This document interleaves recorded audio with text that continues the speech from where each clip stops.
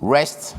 relationships, and healing. Ode ba yen kasa no mu a ose ohome ayonkofa ne ayaresa. Kota yi mu nyinara ye ne wo esua rest in Christ anase ahomegye e wo Kristo mu. Enne na wotwi adesua ye ne etoso ensom. Atifi asem no ose ohome ayonkofa ne ayaresa. Ye twen ho abasisia.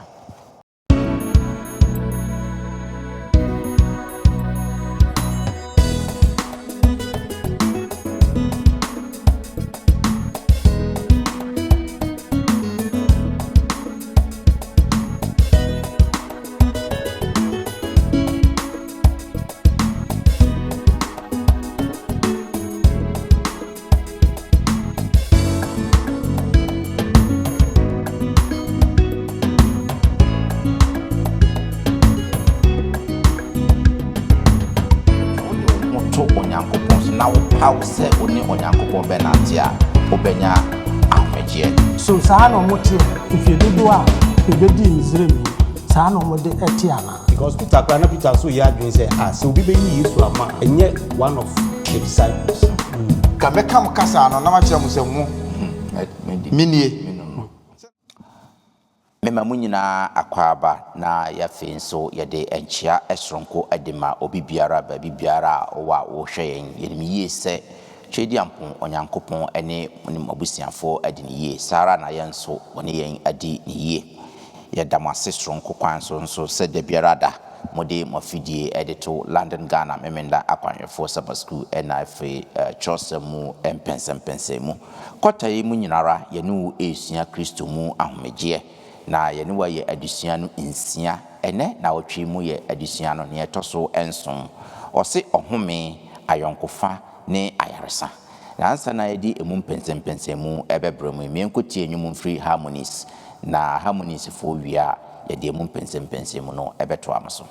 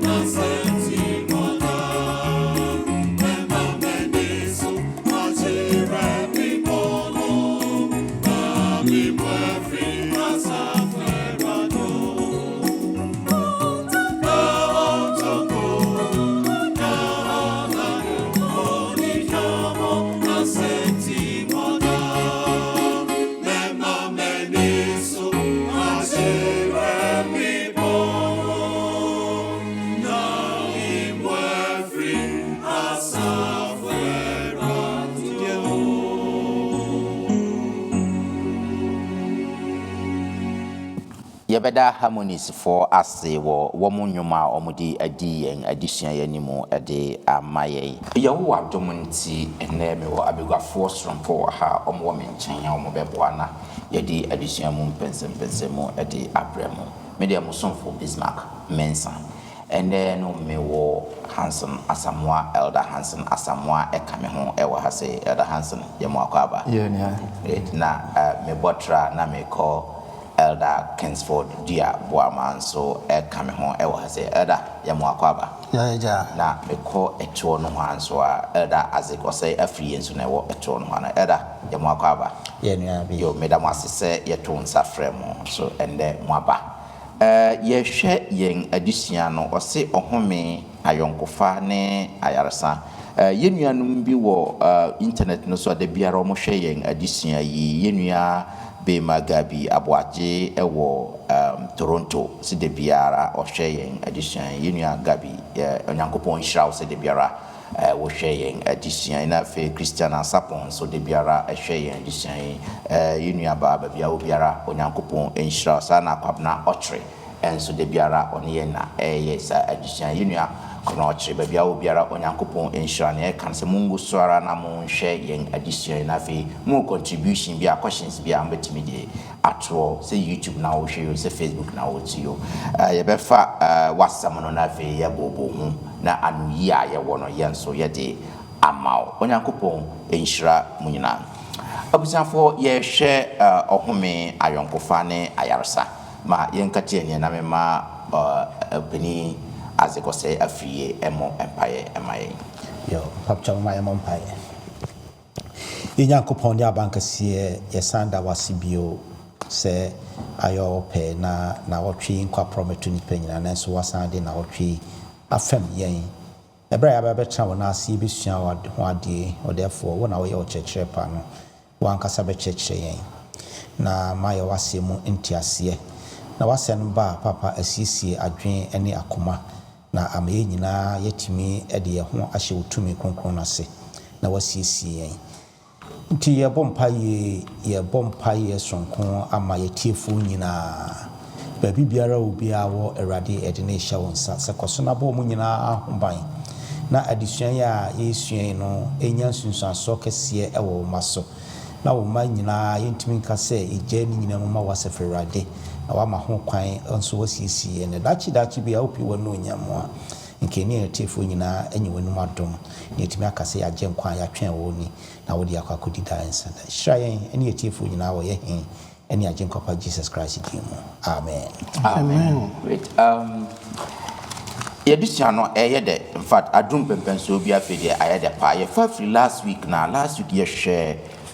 abusia nkabomu ahomegye a yɛbɛtumi anya sa abusia no ɛwɔ nkabomu a na mmom sɛ abusia no atete apansam so a ɔkwan bi wɔ so a yɛbɛfa so anya ahomegye ana yɛde Joseph ɛna gyina hɔ yɛhu sɛ na Joseph fiti Abraham time a bɛpem Joseph time na abusia no atete apansam nanso Joseph tumi nya ahomegye adenti a ɔde ne ho to onyankopɔn so regardless of wabusia sɛ ne atete apansam akosi bia de hu sɛ wode wo ho to onyankopɔn so na wo paw sɛ one onyankopɔn bɛnante a wobɛnya ahomegye yɛtoa so afiri Joseph hɔnom no atoa so ne yɛahwɛ ɛnɛ deɛ no nso no ɛde Joseph deɛ no nso bɛsa ba bɛka ho sansɛ no yɛhwɛ ɔhome ayɔnkofa ne ayaresa yɛhwɛ sɛneɛ bɔnefakyɛ etimi de ahomegye de ma yɛn mfa sɛ ɔhwɛ adesua no ni anim nsɛ no ɔka asɛm bi wɔ hɔ a na ɛbɛyɛ ya paa sɛ obi bɔ no kwadu abrante bi a abayewa bi bɔ no kwadu sɛ warepu no na yɛde no kɔ to afiase for 14 good years 14 years of the life yɛde no akɔto afiase ama DNA after 14 years no DNA approve sɛ nyɛ ɔno na di saa bɔne no in fact obɛhyia saa abayewa no wɔde bɔne no kyɛɛ no yɛnhwɛ Joseph nso yɛatɔn no yɛayɛ na yɛkayaka de wakɔpie Egypt afei ne nuanom aba wahu ɔmo ɔde bɛkyɛ ɔmo ana na sɛ saa wokɔ saa tebea no mu a wode kyɛ wo no wonya ahomegye bi deɛ wode akyɛ no wɔ ahomegye bi anaasɛ ɛte sɛn saa suahunu no ɛne ɛpɛ sɛ saa na wɔtwe mu no yɛkɔ mu na afei yɛhwɛ deɛ bɛtumi asua ɛde afiri mu enti yɛnhwɛ yɛn ka abɔsɛm no ɛwɔ Matthew nwoma no ɛkyɛ yɛ dubako yimu aduenu enkron Matthew chapter share Genesis chapter 45 verse 5 say opening hands and why crowd Genesis chapter 45 verse 5 Genesis eti aduanan enum kichemu num no osena fe mumma no nye moya nso mubu mfu mo ho se moton me ba ha ifiri se nkwaje nti na onyankopon soma me di mo anim amen. Great. We kabasem we just an extract time ana Joseph nunuanom afedi omu be hu se ono na omu di ni sa wu na afedi ono na be di pakese sa no asem ana Joseph nso e ka kire wo mo no we kire yen se na owo intention bi se o de be che wo mo ada bibisa de ye kwa adisua no na think se ebeba mu na afi ya doso no. Mamisha in free at Kingsford. So walking in Genesis chapter 42, 7 to 20. A the encounter,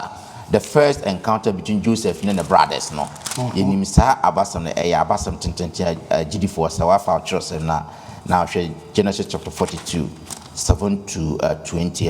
Time Joseph is here. The first time I wish you no, and near me a scene of Joseph no a describe ye. Yensho elder oshia omushia ye no ediebe na esiye sa wo bo no tofa na afi edien na ma enu no esiye na afi nso no edien na esua no afiri ho no yo that's it say kinkan Genesis 42 ho a kire se samri Joseph a oyakoa na obedi Misraim no samri onyame ahira no apagano ama samre wona hwe Misraim omunuane so ya pagana di dibre be ka se o ye governor na okom kase bi ebai said Joseph ne daye so ya enam so ema no beduru sa di bie wo kire o de say Pharaoh de ebesi ewo Misraim ai si ye kom kase beba mfie nson ane the year of plenty ebeba no chiro mu se wose omutimi di bisie se de be ya okom no ba wo ho ankyere wo na nam so ema Joseph ni nuanom so bia wo motie ho so come by to papa soma wo se ne monko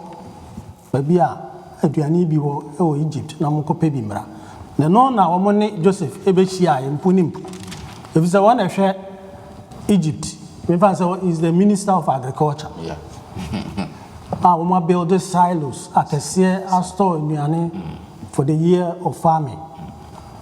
Now, Ombedru Omanim, Joseph de Ohuseni Nuanum. Nanso, Enam,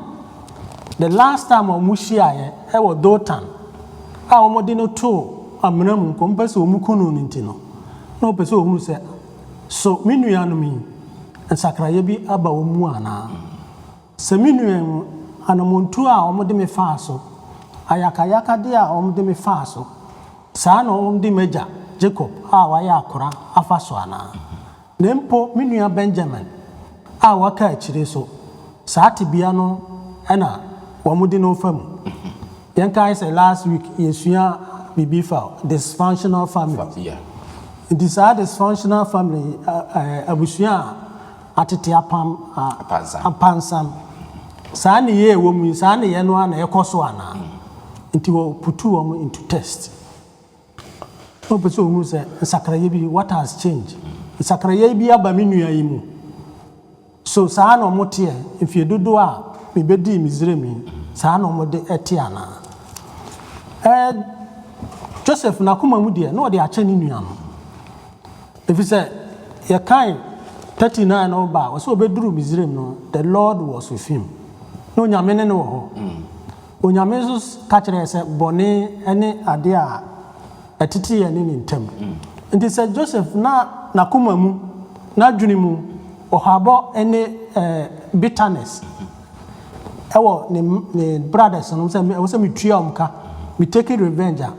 The Lord could not have been with him. Yeah. If so nyankopon empa bone nti se bone e hyemi mu a enya possible say onyame betimi nimi adi meneni betimi adi usawoso yeah nti ha no kire yen pefe say Joseph, what person who free Ninuano Sampa, a mra menimutiti me, send a musu and a mobile, a tear sambre. Great. To the one fan, so her cacram. Ansana, oh, you know, okay, great. Yeah, to us, my member at the Hansen and Kind Genesis chapter 42, 20 to 24. That young share near a sea or honomo. Genesis chapter 42, 20 to 24. Young share Asama ewa honomo. Genesis eti aduanan mi no chichemu aduonu ekosi aduonu nan no. Na momfa mu ne kuma no mreme. Na monsem aye nokre na mo angu. Na oyesa na osese won ho se ampa yedi yenua no hofo se yehunu ne kra ahohiahia na osre yen mobruhunu na yentie enti na sa ahohiahia aba yenso na Ruben bua won se manka ankyere mo se monye abofra no boni bia na montie na hwe ni mogya na wɔrehwehwɛ na wonim sɛ Joseph te efiri sɛ ɔkyeame na odi wɔn tem yi wɔn ano aduonu ɛnan no na ɔdane ne ho firi wɔn nkyɛn kosui na ɔsane ba wɔn nkyɛn bio ne wɔn bɛkasae na ɔyɛ Simon wɔ mu na ɔkyekyere no wɔn anim hɔ amen. Free a day afidi a siwa hay, dear na afidi Joseph T. na Osha, dear na asiwa hay. Medasi in your Bismarck. Say, Eldabama aka mobibre na dear Cosi in an say, Siciano or Maton Joseph. Ama Joseph said the elder Kai and say the Obey Governor already. And the Commodore Monombo Pediani. Nano Boninho. Na misha adisiano empenifo ka bibi se dua eben na etwie no kwasem on se Yesu Kristo ebra na woni asuafo no didi no na Yesu Kristo ehun se omu baako ene beyina ma na onim se omu baako no obeyina ma no enye papa amasa nipa no enti Nyankopɔ Yesu Kristo ekoso tuyefo pa se nka yene ho yentem de nka ni se bibisa esi se yenuanom ye beyi nuanom ebone because ye no mu nyina na tie no mu nyina na nanti na adusua we adusua kase pa emaye ye hwe de eto Judas na ese ma ne ye adusua kase pa na Yesu Kristo empese sa de no ebisi because Peter so ya adwin say se obi beyi Yesu ama enye one of the disciples say obi beton obi a na enye wunua sabi wunua ketwa na wo koton no because of oni ho hinti but yesi do nyame ehira no no ehira no say odo ho ma nyame a da bia da onyame eyi free or how any amane nyina mu in fact uja akono ma onyame a onyame kokon no den ema no esiu ye nti de akobaye no wo ma ba betu Joseph na wo ba beji aduane na Joseph ehu wo na Joseph hu wo mo no Bible kire se men kama masem wa no Joseph ekusum papa se minu ye o mo yesi no nanka Joseph ewo ho kwan bia se mo mema koma de mo amowu but wa anwe ni sa but the oye ni say obusa ni nua ketwa se ni nua ketwa no nti se mo begima di se asama meka na ye dia mo kofa mo nua ketwa no ma ba before asama kofa mo nua ketwa na ba no me fa mo ba ko ayi den esie ni nyina mu na Joseph de wo mo si kwan bi se o mo be hu ne o mo ayi den o mo aye na ti se ye ato ye but ni nyina mu no Joseph eja ni nyina mu na isu ye no kire areho a odi ye oni nuanom ne ma wo ye nanso odua ba ye toaso a ebehu se ode ni nyina ye den kire eni ti de me kan ni se adisua we ne adisua kese nyame afre yi nyina to be isi we yen ayi mu aprepre ni niam ahoro bebre na emaye sori titi aye ho na akwantu no ayetu no eni se ekoba ne sa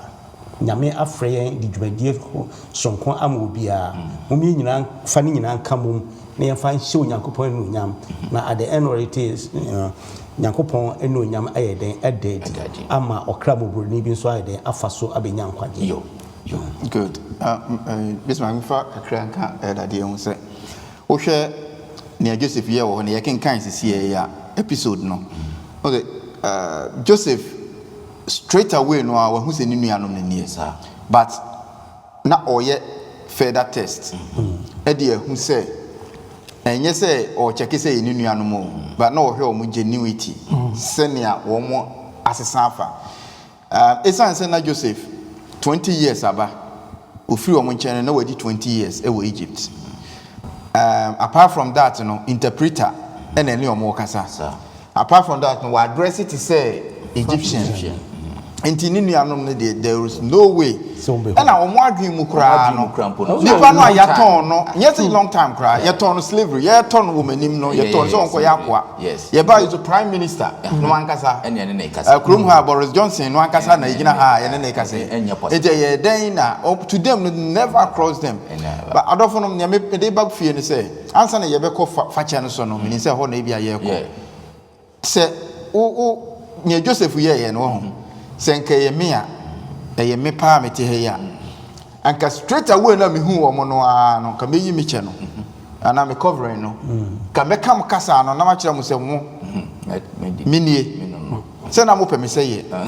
you wanted me to be a slave and me na me prime minister so o steps na Joseph fa so no a na enye se o ye bibi e dia pe glory woni nuanom anyim but na pe genuity na o pe say me hu se menuanum yampa ba wo nkomodie no mu no afenti no kusun ye no hu se ampa omo asesa omo nyakoma sesa ba say ye me pa enne ya na me ne wa wanhwe yi a nke wa na ye hu adi kire say ne na mo peme no mo pe de kra wa ha metimi kra ka say me de achemo but me nie to show that some kind of pomposity more tom me de mako slave no na de me prime minister me hona mo beji aduane yes me de achem go be proof achro what I say to prove yourself eno na bia esi yesua the humility of Joseph at the time no na fe yesua efiri hansa yakọ ebia fache na nkasa na se yehwe anamontu a Joseph fa so ya who say in a way no person or redeem the brothers no mso hu se anamontu o mutu ye no omanya o ho ahunu in a way no ye babo ne fa che so ye anamo otu ye no se bo ne fa cha o de che wo mo no ama wo mso eba wo mo adwi mu se ye boni tia ye nua no nti wo mso nu wo ho eno na bo ama reconciliation etimi ba na chese before me ye beba facha no so no chese obi ya oboni a e necessary say sometimes no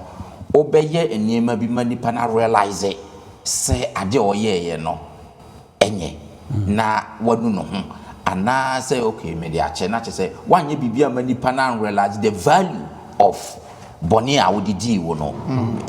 eno so it say I think say I think say circumstance bia wo kwan a efa so a ye deal with it all right also Joseph there no say enye ekomo e ba ya wo mo ba ya probably e bi kran ko hunu nuanom bio but Bible no say no dey ache wo mo dada enti enye all circumstances ni nyina one cup doesn't fit all but ne fit ni nyina na ye fache no and I say that line na wo wakoma mu say eye nyame akwan ena e ma no ma bi asie eti wo mfa nipa no ho abufuo enhye wo mu enkusi awie eno na ye nyina but kwan a wo befa so aye no de adofo no I believe say a situation no ena de ade no eba because Joseph de say na si ye e bia ye nya that opportunity no e wo ye ye de mu but kwan foforo bi wo ho a still na say ye fa so a ye betime e de ache okay now obi o so kra no a obi o no a uyi ukoyi okaka asem no pra che na onyintum eno bende yeah so I think say ni nyina ye baso na ya hwe ni nyina ti ya di kan hwe sɛ bɔne no wode kyɛ a maame nkɔ Hansen so sɛ wode bɔne kyɛ a ɛdeɛ na ɛyɛ ma wo a wode akyɛ no ahomegye bɛn na ɛba ho ana how do you see it wona fa ne sɛ wona woyɛ obi a yɛde rape ato so ya wakɔkɔda mu 14 years in fact now business grow ama wanyam kyɛ sɛ why wakɔ 14 years na waba abɔnten a wode akyɛ nipa na ɔyɛ wo sa bra anya wo na wodi sa abɔne no twɛde Joseph atuni na de ɛtsen wo na wode akyɛ no medasipa one of the greatest questions are philosophers current to me in Yano before even walking. But definitions be brave about school no might be. It been so can making kind about forgiveness, and I read a lot about it. But Mirintino, fact just a few, near actually. So school no MIB, and also forgiveness has been defined as the willingness to abandon one's right to resentment, condemnation, and revenge toward an offender or group who acts unjustly. Okay. Boniface, and he say, where do we ye is one's choice. Boniface, eye o power, why ye de na ye wono. O power, o sheda, yes, emma by default, and yes, or shake. And your check per se, yes, obi or see your time will tell. But so old bit me the bonia as I said, what can I say? Pause, me the beche. Because the one yet is a natural human being the same tiano, and mother say naturally abasa mediache. Yes, a what dream no, or say one's choice and willingness, say or pe ni or pause. One kasano, who power be say, ubeye be a piaka. Okay. But who per se, any or pause, mean ye piaka. Condemnation, so ube. Many panel nka we a okua nka ongu ana bibi but why pause unwen saa de no many panel ana say revenge say meye bi atua ne ka say one kasa group ana say nipa ba ku bi aye tia wo that is definition no ba no forgiveness now obi say de na ye ma wo yes obi nso can say holding grudges against another person who has offended you is like drinking poison and thinking that the other person dies. Nature say would you be who asem a why obi yes yenka obi keke obi a why oboni wo ayi na aba bebre no e bi to say ba me ya o kan na say me 14 years na wo de na ma me ne say obe ote ho no na oni ope ne say akwa no kran ka yenku no oje ho because onim say ono an repu no and oto ne mo na but who hold this idea no wo mu a eti se ne wa fa poison kuraduro wanom na wo pese nipa no a ono ye wo bone no owu because the moment ya obi ho adwen wo wuti mu no yenye practical ha ti se Joseph de ya ye kan se nka Joseph ede ne nuanom ho bone no ehye ni tere bia no wadwen wo ho a nka ba bi nyame de ne koduru ye no ko wonru ho because elder di kan say na Bible na di kan ka say na onyankopon ka Joseph ho unim krofo anka Joseph obetumi aye resentful etia wo mu first one ye ni nuanom pa second one your Potiphar no ankasa third one is slave masters no mudi kan beto no kora Ishmaelites na muto no de ko ma Potiphar no fourth one your Potiphar yele in a year no fifth one your Pharaoh no ankasa because on na de ne ko to prison and a sixth one ya kwa na o kan say ko the prison o meyi no no a when you know look at how many people are na e won the kwan so a go bet deal with them go bet deal and say ko be prime minister no go be target obi ama because obey your prime minister no na oso chen Potiphar sa yeah enti o hwira sa no ma nyina Boniface ebua wankasa say obi ye obone nya wo na aye ne bone o obi ye obone na say wo mfa nche no a oti ne din a wakoma timi bo pari yeah e ma akoma ya de wo gwe obi hu bone se nka wo benya anka nipa kro bibi nya no a da bia no se ne Nyankopon bi sa kan no se wo gwen yi a anka bone mutu wo kwan ya no ti yamfa link to Yesu asem a o kan wo Matthew chapter 18 no yeah se o ka bone fafire hu asem e na obi sa ne se yamfa nche presen o se o empre enso ana o se da bi empre nson ahoro aduosonson na owie ya no na ode parable bi to aso se owura bi a ode ohene bi ka e na ko ohene ne wonya sika ntua enti ohene de che no ode che no onu pia bonten ko hu ne kafo a na ne kakra su achen no no ko bo ne minim ɛna nkurɔfoɔ nkɔ ka kyerɛ ɔhene ne sɛ ɔhene akwa na wode ne fun so ne bɔ ne ka kyerɛ ne sisi ano hɛ wabɔ obi minimu kokunu ano ɛna yɛde ne baa ɔhene ne sɛ wo mede wobɛtum anaa mɛgye wo sika no ne ɔpɛ sɛ ɔkyerɛ ne sɛ bɔne fa kyɛ yɛ choice adɔfo no obi anka sɛ ɛyɛ mmerɛ mede ma sɛ mu twa toɔ but mepɛ sɛ meyɛ practical examples mom kita teachers edition no I am in saa but this time the ABA kita Sabbath school teachers edition no a wobɛtumi aka ɔma practical examples bi wɔ bɔne fa kyɛ bi ho ɔsɛ awura bi a ɔyɛ teenager ɛna ofiri fie ne papa mo yɛ adventist ɔmo kyɛ ɔmo bɔbra papa ɔmo kan bi a ɔsɛ ɔnyɛ ɔkɔkɔ nom nsa kɔ nom tobacco ne nɔɔma ɔno ahu sɛ abrabɔ na nkɔ yie na ɔfiri fie sɛ mepɛ sɛ mebɛ fie question ne sɛ so ne papa mo a wagu ɔmo anim ase na ɔmbɛgye ne fie anaa ɔsɛ ɔmo gye no na ɛnɛ abaya no ɔyɛ gospel worker ɛwɔ one of the divisions abranteɛ bi asɔfoɔ ɛma ba ɔno nso free fie the same thing ɔmo bɛgye no ana ɔmo gye no ɔsɛ ɔno nso ɔmo de sum ɛbɔ mpaeɛ ne no ɛyɛ ɔsɛ afei deɛ magye ato afei ɔmo gye no ɔsɛ saa akwade sɛ ɔyɛ den ɔyɛ missionary saa na baako nso ɔsɛ asafo no ɔno nso ɔmo kɔ camp ɛna ɔkɔ yɛ immorality ɛna yɛ kɔ youth camp ane yɛ taa yɛ ne bi ɛna ɔno nso asafo no gye ne tum ɔsɛ sɛ wɔasesa adɔfo no bɔne fa kyɛ ɛɛden nanso Kristo ne Joseph esi faako sɛ Kristo timi de kyɛɛ wɔ abere a na ɔnyɛ bɔne biara yɛyɛ no bɔne a yakayaka de ekum no a saa na Joseph nso yɛyɛ saa na ɔhwehwɛ sɛ yɛn nso yɛbɛyɛ nti sɛ yɛtimi yɛ saa ɛna kyɛ sɛ yɛyɛ Kristo akyidifoɔ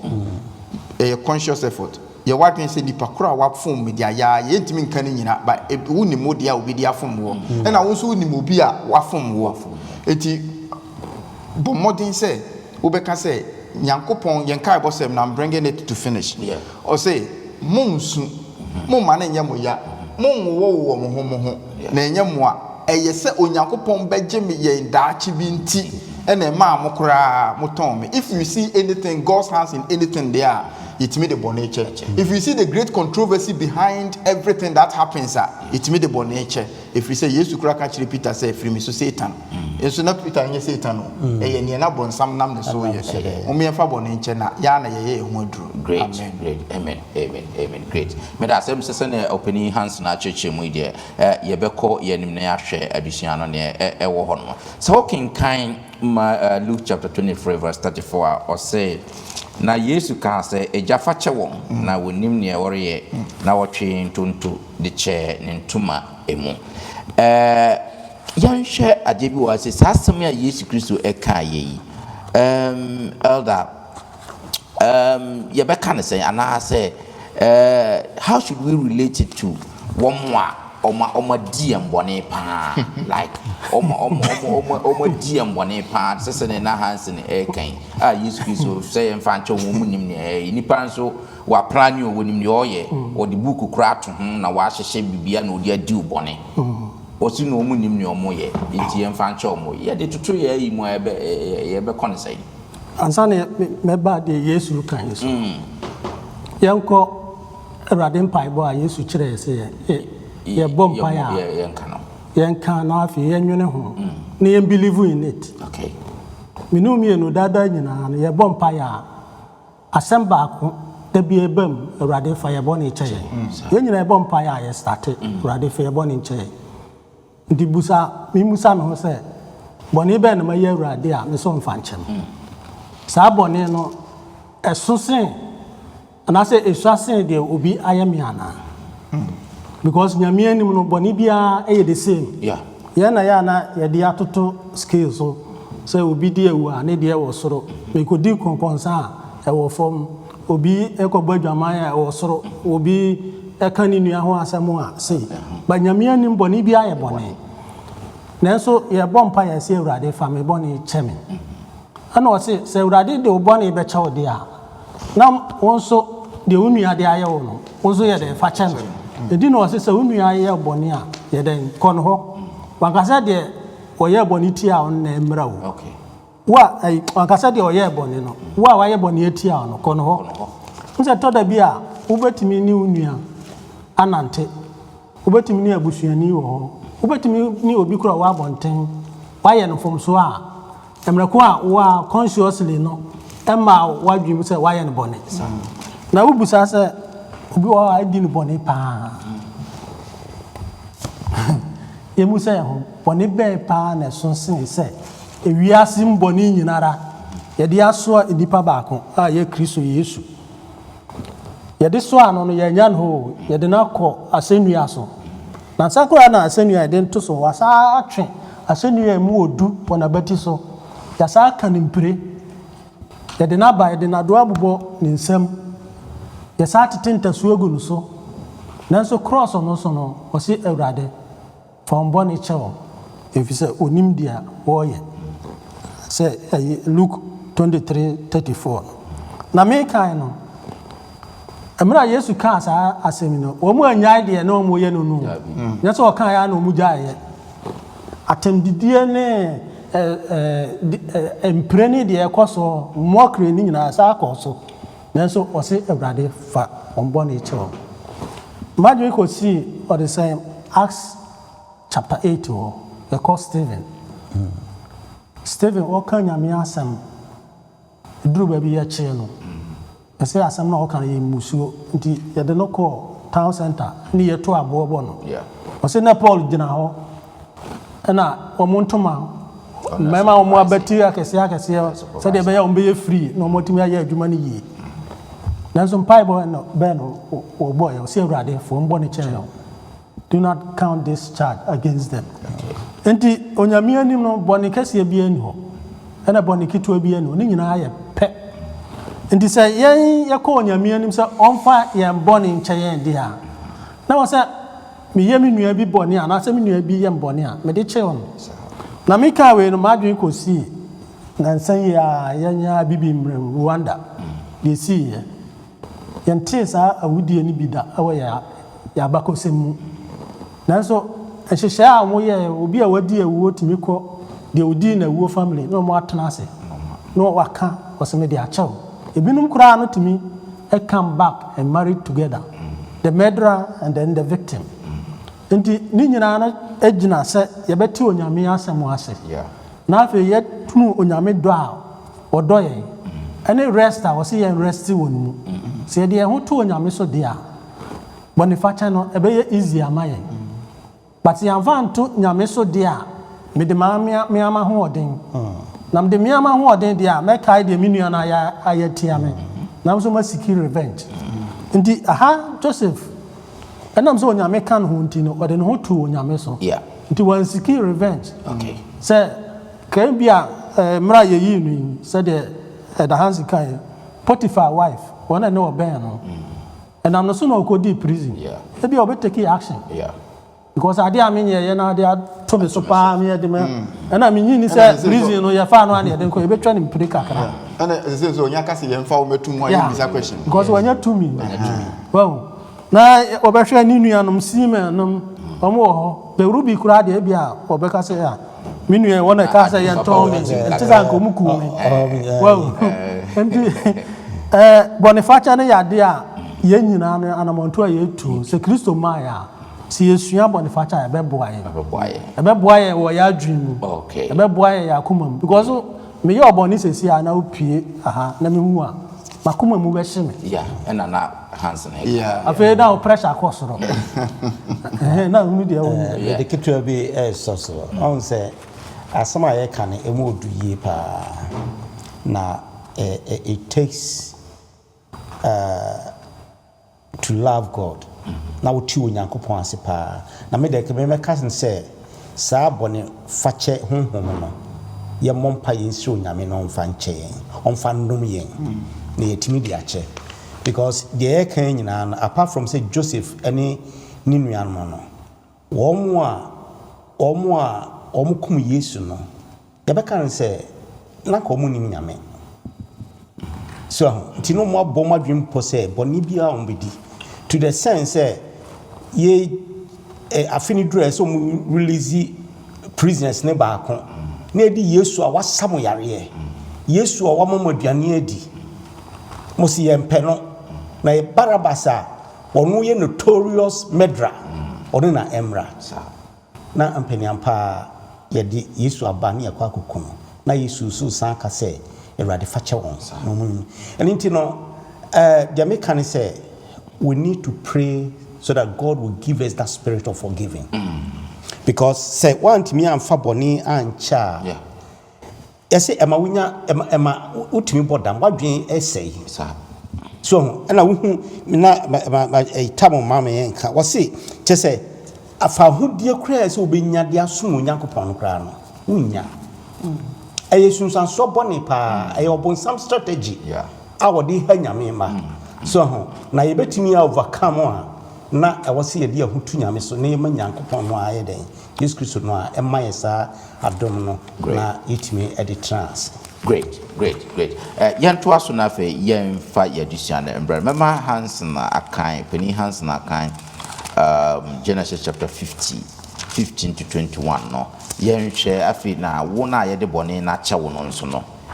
se ne wo kwa na so so da ye wo so how do you handle it? I mean bibi yan hwe Genesis chapter 15 to 21 so yan hwe the esi Joseph ne brothers no mo na Joseph ni anum hu say won agya wuo no o kan say e bia Joseph betane yen na watua yen bone ayeye no nyina so ka na wo ma okoka kire Joseph say wagya she ansa na owu say mon kan kire Joseph say mesrew fa unuanom amuyo ne won bone kyewon efri say waye wo bone na afi yesrew fa wagya Nyankopon koa mu yo no kyewon na woka sa kire Joseph no osui na ne nuanom so a ba betwa hwe nanim ka se hwe ye won koa na Joseph ka kire won se munsuru na megina Nyankopon na mu ana na mo de modwene me ho bone na so Nyankopon de na ode beye papa Amen. Se ebeye de ada die nei na ebeji nipa pi nkwa na afei munsuru na mehwemo ne momma na ochichire won wire ka won akomato won yem na Joseph ni naja fi 40 na Misrim na Joseph di mfinhia wo ha ne du na Joseph hunu Ephraim manana okay Manase ba Makeo manso wo great etina medase so wakana kama edi ama era yemfa nsori so hwede Joseph ne brothers ayi afidie yenko kanche ne se ne papa ewu no wo se Jack say uhu ya me ye boni o me ye say what they acho mu but omo ankasa so feel said no akoy bia no vanche you you know sometimes the boni na chew wo na ye dey acho no how do you carry it Anything na boni nyo just say me can bio say your some strategy pa say or the best say so ye cry ni you know so we am from so bi na wo sere urade a obon some say twa no foni kire wo say na wo ka za de na wo ye Nyankopon or the becho am fan chew yeah but enuanom suban a Joseph eda na di wa hase no some a 50 verse 20-21 so o say mamunsuro na wo de bo dwen bone but Onyankopon so dwen ni papa just say be I don't just say me just say I can't describe it who ever share Joseph mu emane eka sasem na eno ni ade a me stress yeah me di home for odi home for ni na di home for na yensire nyame na onfa emayen if you say ye hwe ye de to the prodigal son no ho a na ka ni papa no e wo kwan bia say obedi nan ni ba no but spirit of prophecy say abofra no call ye no na ni papa eti ho de bia no odwen ni ba no ho so no odwen ni ba no ho nti ni ba no kra so by sa say de Joseph nuanu by say on fa yan nkoa no abofra no so kan say ejamin sem fata so be frame be bio ne mom family wo nkoa no ba kon but not papa no so ayeden asiesi bibi papa ayedman ti se kai ba bi efiri ase ne ye ba urade nchen a o ohome ho e ma ye kra ma osisi ene entem e ma ne ye den esi yie nti eye me pai bo pa se wo me entra ye boni no ne yɛnsa mmerɛ Awurade nkyɛn na wɔyɛ mmɔborɔhumfoɔ ɛyɛ ɔdomfoɔ sɛ wɔde yɛn mfomsoɔ bɛkyɛ yɛn na wasan atwe yɛn abata no yo medase medase sɛ nea mede summarize for adesua yi nyinaa rest, relationships and healing ne nyinaa ɛne sɛ term biara bere biara no yɛwɔ relationship mpanimfoɔ sɛ obi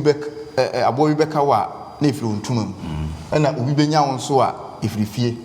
saa ɛbɛ no ɛho ehia paa sɛ obi fi abɔnten bɛyɛ wade ɛntaa nhyɛ wo kɛse because ɔyɛ akɔ nipa no kora bi kora wo but in a relationship te sɛ Joseph ne nuanom ankasa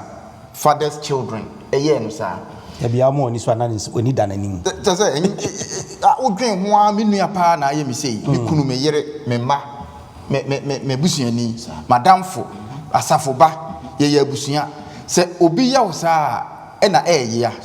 na ne yɛ no mu no ɛno na yɛ relationship no the relationship no when the hurt comes relationship no break it eti egina wo a yɛde ayɛ wo no so na wobɛtumi de relationship na back ti there are two scenarios since yɛ kae sɛ Joseph nuanom no hu yɛ na ɔmo ka sɛ fo asɛm so o yɛ Joseph nti yɛ ne den a nka the question is nka de ne besie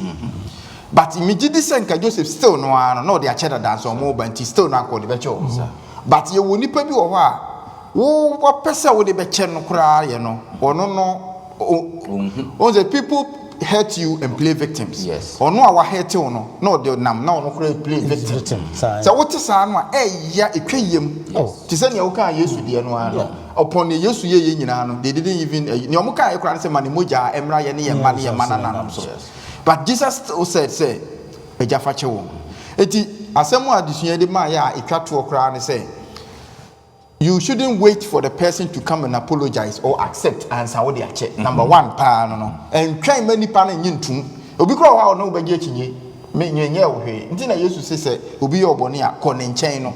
Na wo ne nkoka no. Number two ne say enye ni relationships ni nyina na be restored. Sir. Joseph de onyane nua no empo no wahu ne yekenkan sisi ayo. Omo ode akyɛ wo mo kro ne omo atena. How many years again? 17 good years. After omo free Kena eba Egypt no na omo abedi 17 years ansa omo papa ewu omo papa wu ya pɛ omo se cross wa na ehye ho nti a papa akwa no anya ye hwe ne ye papa eti yen fa kwatikwan bi so nko kan kyerɛ no se ye papa ti ase no se no na wo papa ti ase obɛka se yare na wa frɛ Joseph an kan kyerɛ no enti they scheme something say no obɛyɛ ye woni pa bi wɔ hɔ a wo de akyɛ no koraa no onhu se wo de akyɛ saa na bɔ na etie na third one ne say so relationship no ntɛ ya masa ne na etie kora mpo a it gives you healing enu ti na odi bo mu say rest e ma wadwen mu da ho wo home because da bia wo restless say obi e time wo na wo so wo dwen ne wo be yama nipa kora na ye ne yamo na e ko nanim relationships can come back and there is healing e ma abusua ne nyina asan ba sa abusua na nsan ya mba mpo se ne Joseph de ne ye no kora a wo famu de wa ye ne nyame pese wo ye na e ma wo da utimida ema moto amen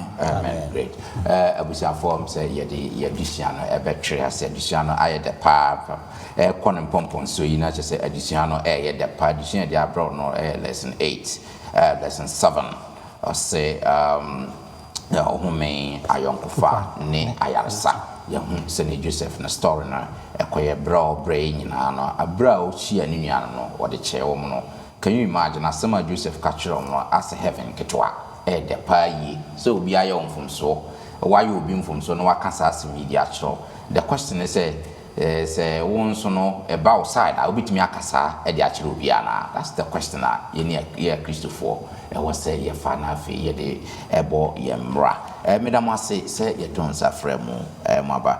ma yenkate ye na yemfa ye edition entry ase that's and ye ne de toso nwotwe no nso na e de bebre ne toso nwotwe no nso no kwasam ne say no nso eto awe so a eno nso kama pa say free to rest in fact eno nso say edition no say wo hwe se ne eno nso esi kona say free to rest ope wo ho se obehome ntine in fact eno so ye kama nti me mpese me ka ho asem bebre but ye ntwen na next week ndu na ye mfasa adusua no so mbra ye tiefo me nkate ani na Elder Kingsford nhyira so ma yɛn.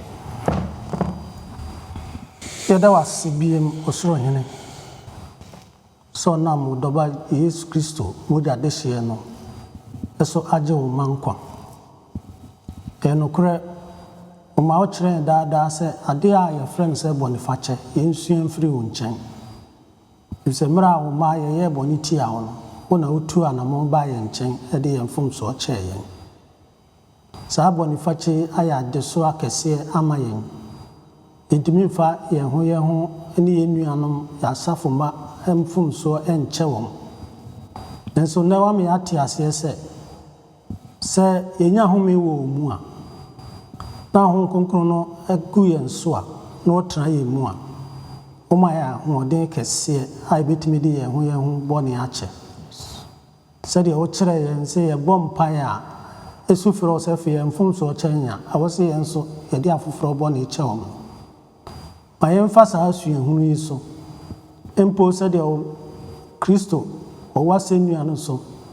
na ɔteɛ mu sɛ agya fɔm bɔne kyɛ wɔn sɛdeɛ ɔnnim deɛ wɔyɛ no. So obi fom yɛn a ɛmfa ho sɛdeɛ mfomsoɔ no si teɛ. Ma Honhom Kronkron no ma yɛ ahoɔden na afei yɛmfa yɛn ho mfomsoɔ kyɛ. Ɛno na ɛbɛboa yɛn ama yɛatumi anya ɔhome pa wɔ mu ama yɛabrabɔ a yɛbɔ no nansɛ wiase yi asɔ w'ani na aboa so na atwe afoforɔ de aba wo nkyɛn. Ɛnkyɛ na woba o ti boa yɛn na siesie yɛn ma nkwagye da no. Wadom so nti. Amen.